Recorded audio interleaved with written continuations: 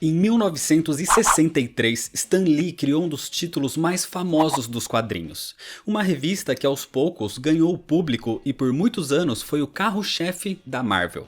Por mais que Stan Lee quisesse de primeiro momento batizar a revista de Os Mutantes, o editor-chefe na época, Martin Goodman, não achou uma boa ideia e o nome escolhido foi X-Men. A revista dos X-Men começou muito bem. Com os anos caiu um pouco em popularidade e vendas, mas quando o grupo foi revitalizado por Len Wein, criando a segunda Gênese, e depois com Chris Claremont levando esse grupo a histórias épicas como a Saga da Fênix Negra e Dias de um Futuro Esquecido, logo os Mutantes se tornaram a equipe principal da Marvel e a revista mais rentável. No auge então, a editora quis aproveitar esse sucesso e começar a criar derivados do título para atrair mais público e consequentemente mais vendas. Depois de alguns nomes, foi escolhido que o responsável por isso seria o próprio roteirista que fez dos X-Men o maior sucesso da editora, Chris Claremont. Junto com o desenhista Bob McLeod e fazendo referência ao nome que Stan Lee queria para os X-Men, surge então em 1982 a primeira e a que seria uma das suas principais equipes derivadas, os Novos Mutantes. O grupo surge pela primeira vez na revista Marvel Graphic Novel número 4. Nesse período, os X-Men tiveram um combate no espaço contra a Ninhada e foram considerados como mortos. Isso devastou o Professor Xavier, que não queria mais treinar mutantes pelo risco que corriam. Mas Charles Xavier sempre foi expert em genética homo superior, e por isso, quando algum mutante precisava de ajuda, ele era o primeiro a ser contactado.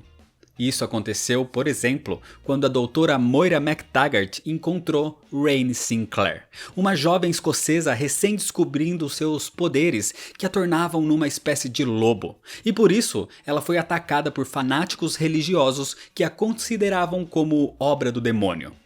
Moira levou a garota até o seu velho conhecido e amante, Charles Xavier, e mesmo relutante com a ideia de acolher novos mutantes, ele aceitou, porque o seu sonho era esse, ajudar esses jovens a conviver em paz com os seus poderes e com a humanidade.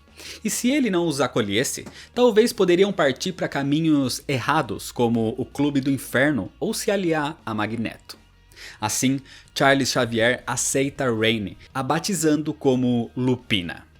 Ao mesmo tempo, o Quarteto Fantástico lhe enviou outra adolescente que estava descobrindo seus poderes. Era a vietnamita Xian Coy Man, a Karma, que tinha habilidades de assumir e controlar o corpo de outra pessoa. Nesse meio tempo, Donald Pierce, do Clube do Inferno, queria acabar com esses mutantes que surgiam pelo mundo, e um deles era o brasileiro Roberto da Costa.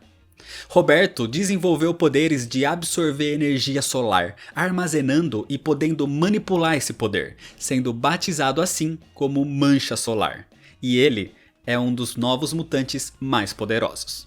Danny Moonstar é membro da tribo Cheyenne e Charles Xavier era grande amigo dos seus pais antes deles serem mortos por um grande urso místico. Ela foi criada pelo seu avô, que foi assassinado por homens de Donald Pierce, e assim ela se junta ao Professor Xavier. Danny tem a habilidade de manipular a mente de uma pessoa para projetar o seu pior medo na sua mente, e ela praticamente os materializa dessa forma, sendo batizada assim como Miragem. Donald Pierce conseguiu manipular e usar um mutante adolescente norte-americano que recém tinha descoberto seus poderes.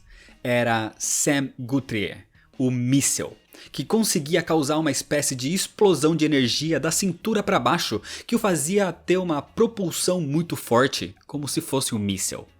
O lado bom é que ele ficava invulnerável desse jeito. O lado ruim é que ele mal conseguia controlar a sua direção depois dessa propulsão.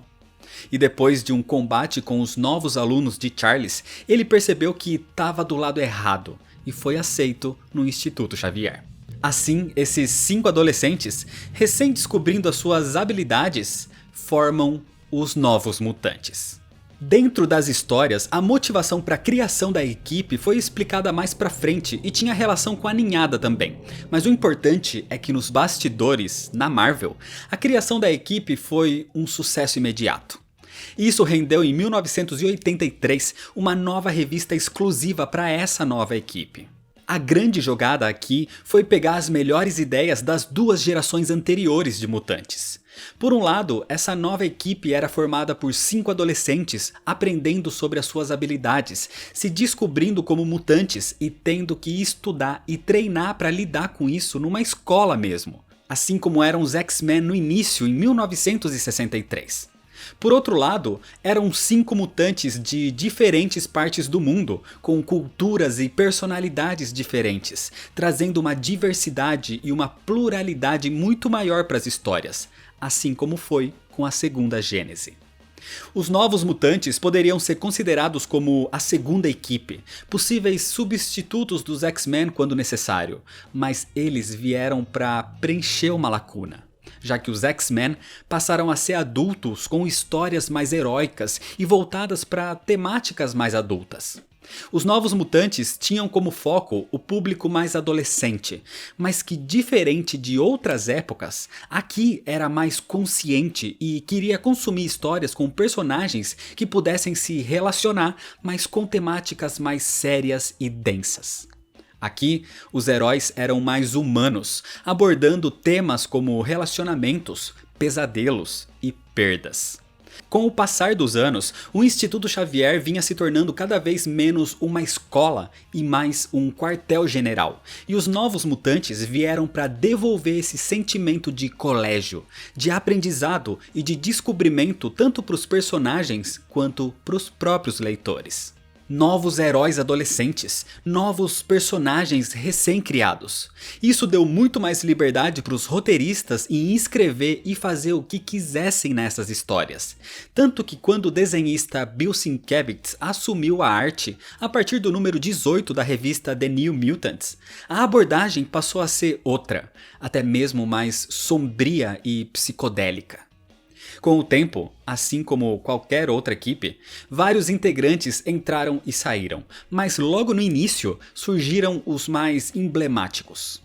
O Warlock, vindo de uma raça alienígena tecno-orgânica, mas que tem sentimentos e compaixão, e por isso é considerado um mutante para o seu povo. Cifra é Doug Ramsey, um jovem com a capacidade de se comunicar e compreender absolutamente todas as linguagens que existem no universo, até mesmo das máquinas. Magma é Amara Aquila, uma garota que viveu num país fictício chamado Nova Roma, que fica no meio da floresta amazônica. Um local que teria sido fundado por Júlio César e que nunca teve muito contato com o mundo exterior.